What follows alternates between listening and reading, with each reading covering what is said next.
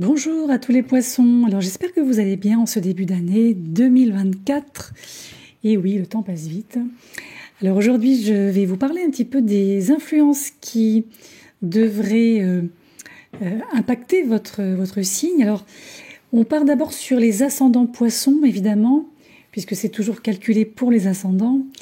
Mais si vous avez le soleil en poisson, voire même la lune dans le signe des poissons, par extension, vous pouvez toujours récupérer quelques informations, quelques indications qui pourraient, par exemple, vous donner quelques éléments supplémentaires si vous devez prendre des décisions par rapport à des périodes bien précises ou des domaines bien précis. Donc, je rappelle bien évidemment que ce sont des prévisions qui sont de nature générale, donc ce n'est pas du tout du cas par cas. Ça, je tiens à le préciser, à le répéter. Donc encore une fois, prenez vraiment ce qui vous correspond par rapport à votre vécu, par rapport à ce que vous traversez en ce moment et par rapport aussi aux projets que vous souhaitez mettre en place ou qui sont peut-être déjà en place. Donc on va d'abord regarder quelle est l'ambiance un peu générale, quelle est la couleur un petit peu dominante de cette année. Ensuite, on va s'arrêter un temps sur le domaine relationnel, donc tout ce qui est sentimental, tout ce qui est affectif, etc.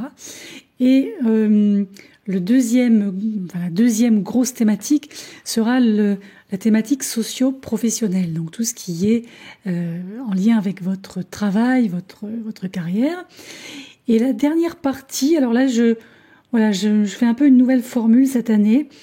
Je vous propose une synthèse aussi par décan. Donc les 3 décans des poissons, je vais les décrypter un petit peu, on va voir ce qu'il en ressort.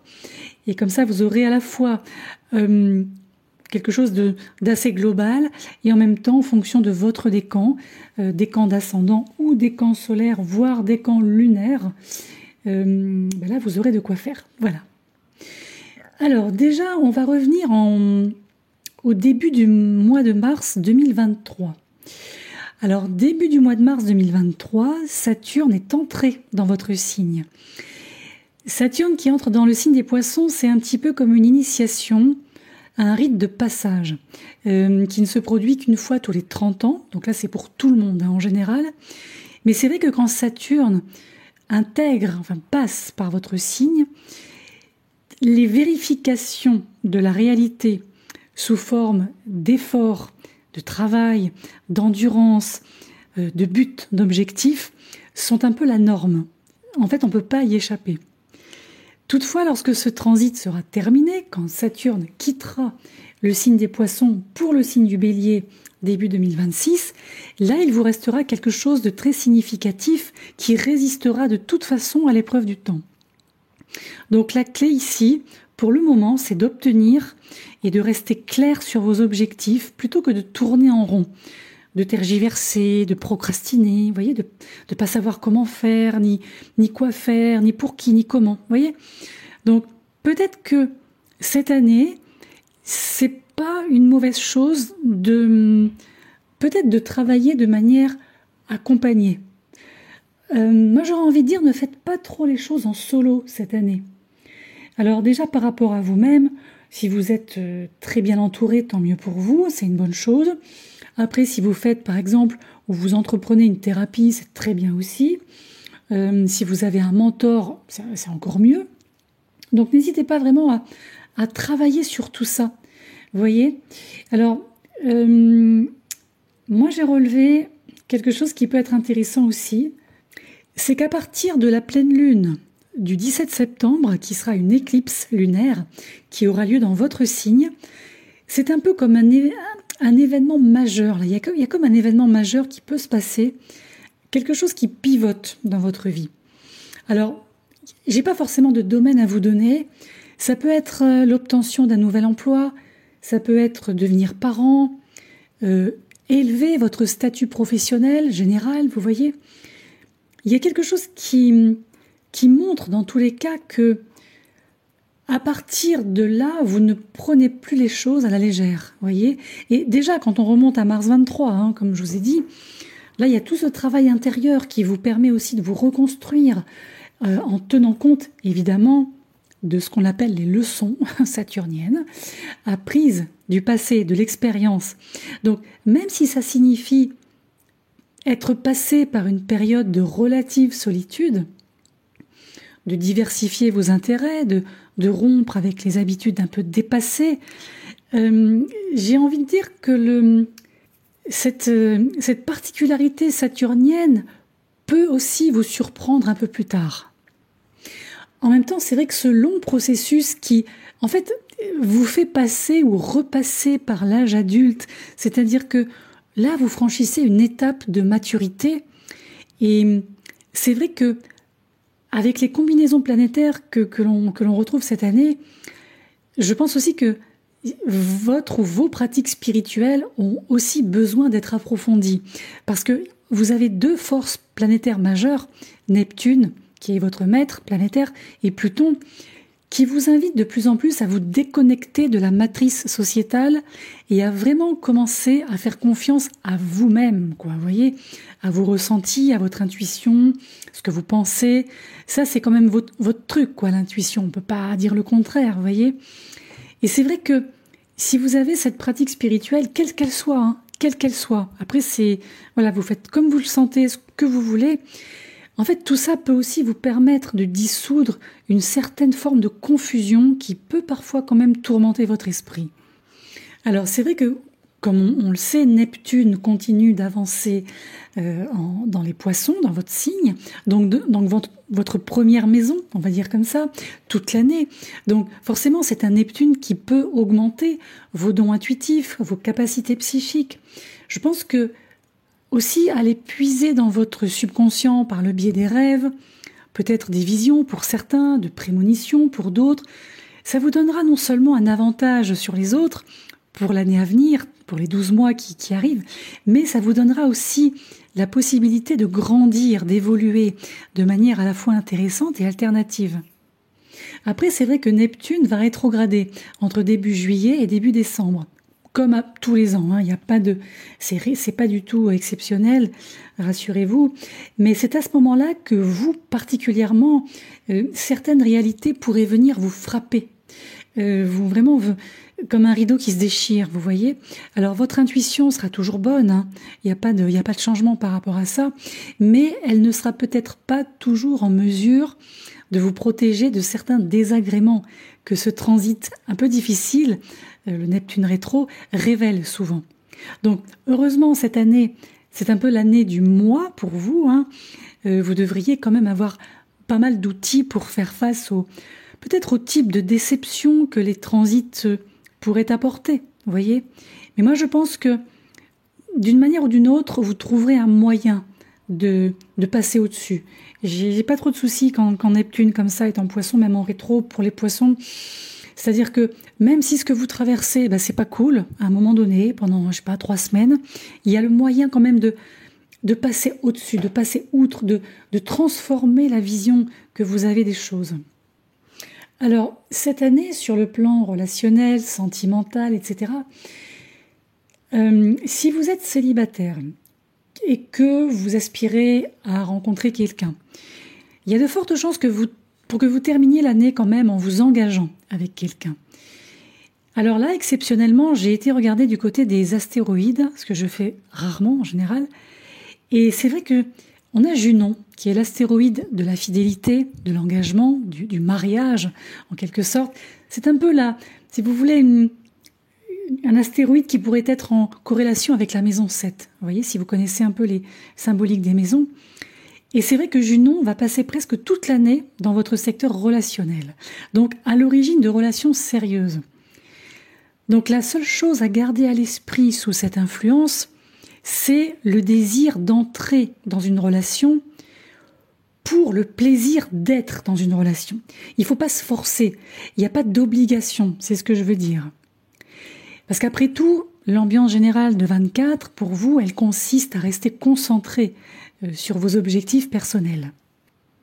Mais en même temps, comme je vous disais, quelque part, si vous êtes solo et que ça vous convient, tout va bien, vous voyez. Parce qu'encore une fois, l'accent, j'insiste, cette année, il est mis sur vous et votre croissance en tant que personne. Donc, ce qui signifie que peut-être que vous n'êtes pas forcément si déterminé que ça à trouver votre âme sœur en 24, vous voyez. Encore une fois, votre but, c'est pas de faire une fixation sur les autres, ou de devoir faire comme les autres, ou de combler un vide, ou de répondre aux attentes de certaines personnes, ou de répondre à des sentiments qui ne seraient pas réciproques aussi de votre côté. Moi, je pense que si les choses doivent se faire, elles se feront et le reste se mettra en place. Alors, c'est un peu bateau ce que je vous dis, mais vraiment par rapport aux configurations planétaires qui vous touchent, il est question aussi de relations saines. Dorénavant, donc, vous trouverez cette relation saine lorsque vous y serez prêt. Pas avant. Pas avant. Alors, si vous êtes déjà en lien avec une personne, si vous êtes déjà, plus ou moins dans une histoire, c'est peut-être pas la meilleure année pour approfondir la relation. Alors, moi je dirais que, à contrario, l'ambiance ici vous invite plutôt, l'ambiance de l'année, je veux dire, vous invite plutôt à redessiner les limites de votre engagement, de manière à ce que la relation puisse soutenir votre croissance personnelle. Vous voyez, on revient toujours à la même chose. Si vous vous rendez compte à un moment donné qu'une grande partie de votre énergie, à vous, est consacrée à la relation amoureuse, et que l'autre ne répond pas en termes d'implication, vous pourriez être celui ou celle qui abandonnera. C'est pas impossible. On n'oublie pas qu'il y a Saturne chez vous encore. Donc c'est pour ça que j'essaie d'être positive, mais en même temps, c'est vrai que ce Saturne apporte un impact à la fois positif et négatif. Donc le côté positif, c'est le fait de pouvoir voir les choses aussi du point de vue de l'autre. Et c'est vrai que dans l'interaction, dans l'idéal, interactive en tout cas, c'est un partenariat plus compréhensif, plus empathique entre vous deux. Et de l'autre côté, c'est vrai que ce Saturne peut vous rendre extrêmement sensible, apportant un peu de ressentiment ou des sentiments blessés qui ne disparaissent pas avec de simples excuses. Donc en tant qu'introverti, c'est vrai que il est naturel pour vous de donner à l'autre une forme de traitement silencieux ou de vous comporter peut-être de manière un peu passive-agressive après certains incidents. Mais pensez quand même que ce genre de comportement, qui est quelque part un reculer pour mieux sauter, ne fera qu'entraver votre processus d'évolution. Sur le plan professionnel, alors je vais toujours rester sur ce Saturne qui est quand même une énergie forte, Saturne qui est chez vous. C'est vrai que vos responsabilités déjà personnelles sont très élevées cette année, ce qui fait que vous devez faire un effort pour capitaliser sur chaque opportunité qui pourra se présenter, en particulier en ce qui concerne les sources de revenus, les finances. Donc, pour moi, c'est une année de croissance à long terme, ok, on est d'accord ? Donc ne vous attendez pas forcément à toucher d'énormes sommes ou à recevoir de gros chèques, de sources inattendues, de l'argent qui tombe de nulle part, j'en doute. Je pense que le fait de ne pas compter sur des moments où l'argent est important devrait peut-être vous motiver à prendre de petites décisions très judicieuses qui vous seront bénéfiques à long terme et vous donneront cette sécurité financière que vous voulez, que vous cherchez. Après, si vous décidez de faire partie de ces acteurs qui veulent changer d'emploi, changer de carrière, changer d'environnement, c'est pas impossible en 2024. En tout cas, si votre emploi ou vos tâches quotidiennes n'offrent pas de flexibilité ou de composantes créatives, là vous pourriez, pas tout le monde évidemment, je précise, mais certains vous pourriez faire un grand acte de foi et peut-être retourner entre guillemets à l'école pour vous former à autre chose ou lancer votre propre entreprise, c'est pas impossible. Il y a votre maître planétaire traditionnel qui est Jupiter. On connaît Neptune évidemment, mais Jupiter traditionnellement dirige le signe des Poissons, va entrer en Gémeaux le 25 mai. Alors là, ça pourrait éventuellement peut-être vous mettre sur les rails d'un projet, un nouveau projet, un nouveau poste qui pourrait être lié à la communication pour les 12 prochains mois, à partir de fin mai donc. Mais moi je pense que peu importe ce que vous déciderez de faire cette année sur le plan professionnel, il sera quand même toujours bon de vous tenir informé des rétrogradations de Mercure qui, au final, je pense, la dernière rétro vous apportera une période de révision en fin d'année.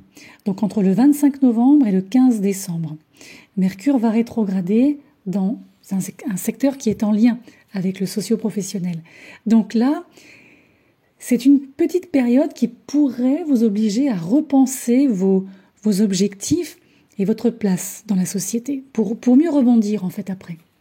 Alors en ce qui concerne les poissons du premier décan, c'est-à-dire les natifs du 19 au 28 février, à un jour ou deux près en fonction des années de naissance. Alors on voit que jusqu'à début mars, Saturne va privilégier l'introspection qui est nécessaire quand même pour vous construire ou vous reconstruire sur des bases solides et aussi plus sages que par le passé.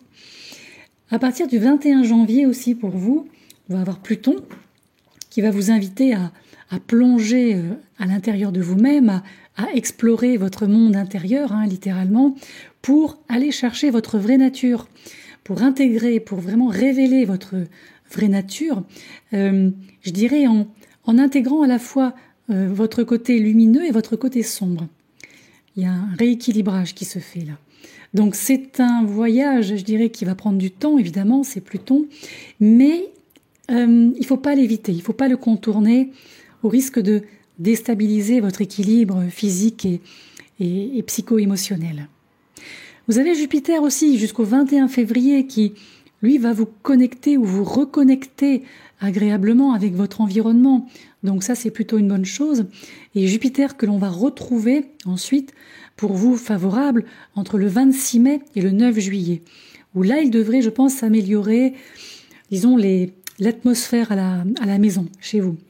Donc, vous l'aurez compris, oui, Saturne va un peu vous isoler de votre cercle, enfin jusqu'au 1er mars, on l'a vu. Maintenant, Jupiter va compenser ses manques jusqu'au 21 février, en privilégiant peut-être une communication divertissante. C'est-à-dire qu'il ne faut pas non plus vous isoler totalement, même si cette influence jupitérienne, qui est certes légère à côté de Saturne, effectivement n'est pas forcément suffisante pour vous faire, par exemple, changer d'avis ou changer d'opinion ou changer de direction. Là, vous devez quand même plonger dans les zones d'ombre qui j'ai failli dire qui hantent votre psyché. Après, vous le prendrez comme ça vous parle, mais c'est vraiment quelque chose qui va se jouer entre le 21 janvier et le 1er septembre, et de nouveau à partir du 6 novembre. Moi, je dis, ne craignez pas cette phase nécessaire. Parce que bien que cela puisse vous décourager un peu, pour un poisson, c'est pas évident de plonger en soi très profondément. En tant que signe d'eau, ça remue beaucoup. Mais c'est vrai qu'au final, ça vous aidera à faire ressortir vraiment la partie la plus, je me répète, mais la plus lumineuse de vous-même. Donc c'est quand même intéressant. Moi, je pense que en 2024, ne survolez pas les choses. Ne restez pas en surface. Soyez prêts à affronter certaines turbulences internes qui vont vous déstabiliser un peu.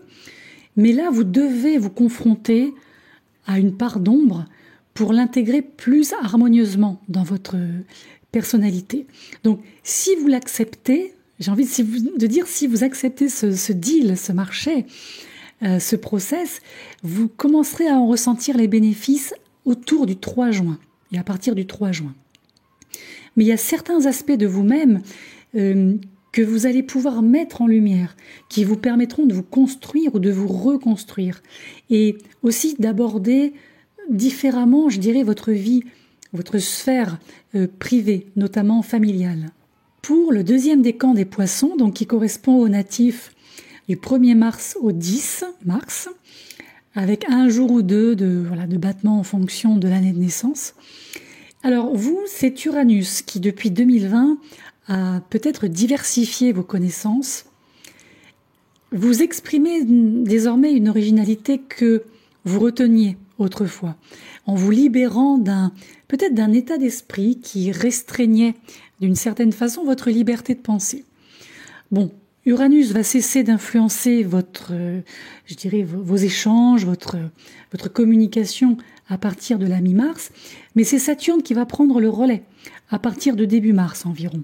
Donc là, vous vous lancez dans un nouveau cycle de vie, plus sage, plus posé, je dirais en jetant les bases de cette nouvelle version de vous-même qui prend en compte les leçons du passé pour vous reconstruire. Alors Jupiter aussi, notamment entre le 21 février et le 13 avril, peut vous distraire un peu de ce processus très exigeant et va exacerber votre désir de mieux vous installer, peut-être de vous poser, pourquoi pas de déménager, d'investir aussi.